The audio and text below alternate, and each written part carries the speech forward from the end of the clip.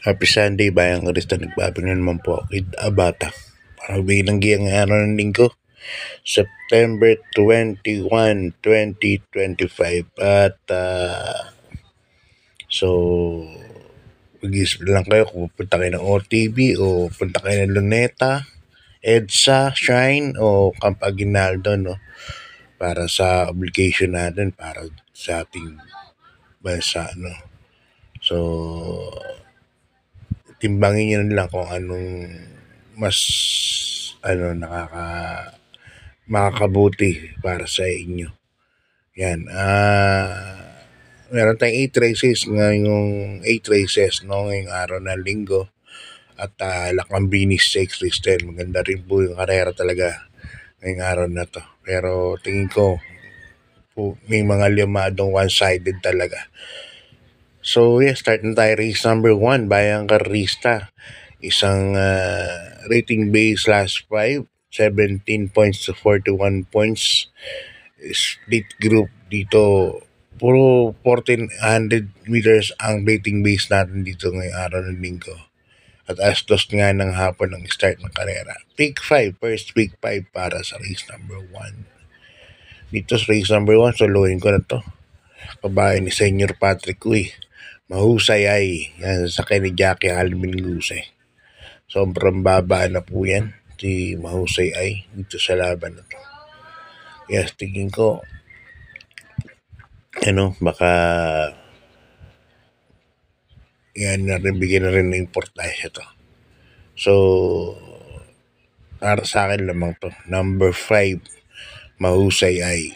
Yan, Alvin Guse. Number 5. Yan ang tip ko dyan, race number 1. Okay, good luck. Payang Rizal, lipat tayo sa race number 2. Ito na yung main event natin para sa araw ng linggo. Ang Piracom Lakambini Stakes Race. At dito meron tayong 12 runners, no?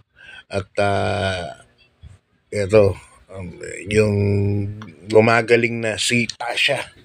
Kalaban ng other female runners, 3-year-old yan dito sa ating bansa. Kaya magiging maganda tong karera na to. Pisa rin ang winner take from race number 2 to 8. Yan, Tasha na rin para sa akin. Race number 2 ang first choice ko. Kalaban na rin yung kay Alvin Guse. District 1 sa kaning Alvin Guse. Kasi meron siyang kakampi, zoom in. Alam natin yun, di bandera yan. Bakit na lumutya kay Tasha, no? Mga ganun magiging senaryo niyan. Tapos naglagyan na rin ako ng malalim na dihado sa kay ni Mark Alvarez, number 9, plus 5 Cosa. Baka kursunada nyo. Pwede yan. Okay, good luck. Bayang Rizal, lipat tayo sa race number 3. 2025 PCSO 2-year-old maiden stakes race para sweepstake natin ng araw. At distansya 1,200 meters. Meron tayong 5 runners. Sketch yung gusto ko rito sa karera na to eh. Si yung Everest, no? Ang sakin ni Jackie Alvin Guse. Sketch po yung puting kabayo. Yan ang gusto ko dyan. Sana. First choice ko pa rin, nanalo nakaraan. Uganda na ito eh. Kay Pati Deleva. Brown Tiger kay Mayor Rabalos, no? Yan, banderang tapos. Kaya yan ang first choice ko dyan. Lalagyan ko ng second choice kasi baka mamaya biglang loot kayo ni What a Pearl itong si Brown Tiger. Alam ko bilis itong What a Pearl nito eh. Nalagyan ko ng protection numero 2. Inspire. Yan, good luck Bayang Rizal. Lipat tayo sa race number 4. Isang rating base class 4. 42 to 56 points split group. At dito, meron tayong 6 runners. Ito one-sided na karera. At para sa akin, 1 for the day po ito. Ito yung pinaka 1 for the day ko. Race number 4. Ang pili ko number 5, Resonant, kabayan ni Big Boss James Rabano. Dating nito, 24 media, 22 media, 24 media. Kaya tingin ko, 47 yung last 800 meters. Napakainam nitong kabayan nito. Number 5, Resonant. Kaya para sa akin, Suluhin ka na po yan, Bayang Karisa. Lipat tayo sa race number 5. Ang race number 5 natin, another rating base class 4, 42-56 point split group. At dito meron tayong 7 runners, no? Dito sa race number 5. Ito naman, sa karera na to, tingin ko 1-on-1 po ito, no? Between Salacious and Del Campo. Salacious with Jan Alvin Guse at number 6 Del Campo ng LABD. Ito si Salacious kay Senior Patrick.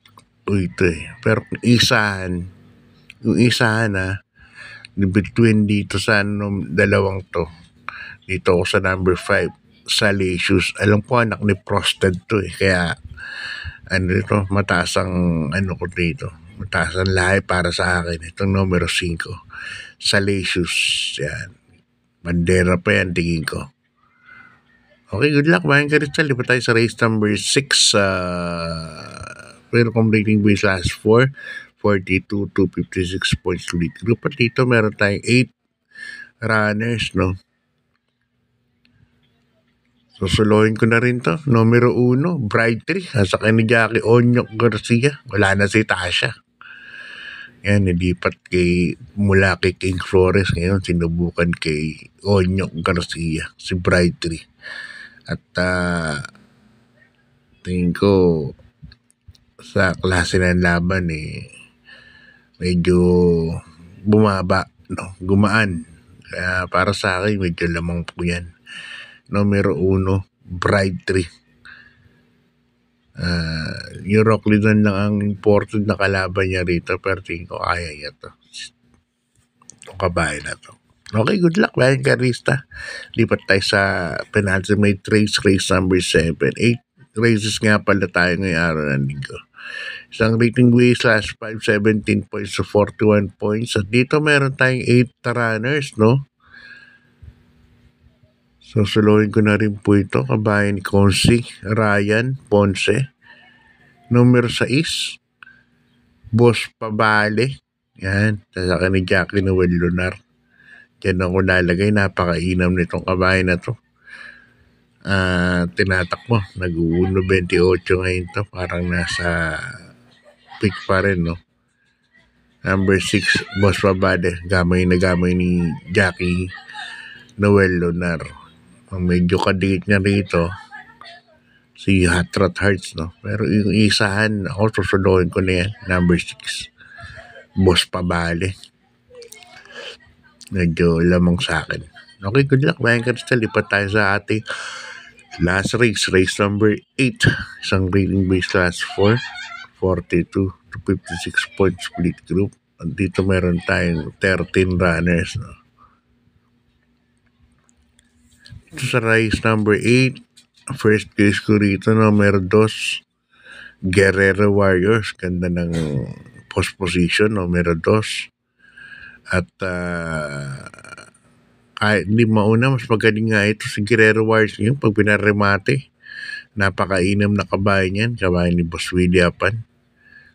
Kaya para sa akin, yan ang aking first choice. Pwedeng iuna to, pwede rin isunod, pero sa akin mas maganda isunod to Si Guerrero Warriors mas magaling. Second choice ko, yung important na rin, na 9 para sa masa, sasakyan ni Claro Espari Jr. Yan ang aking second choice. So, 2-9 po ako para sa ating last race.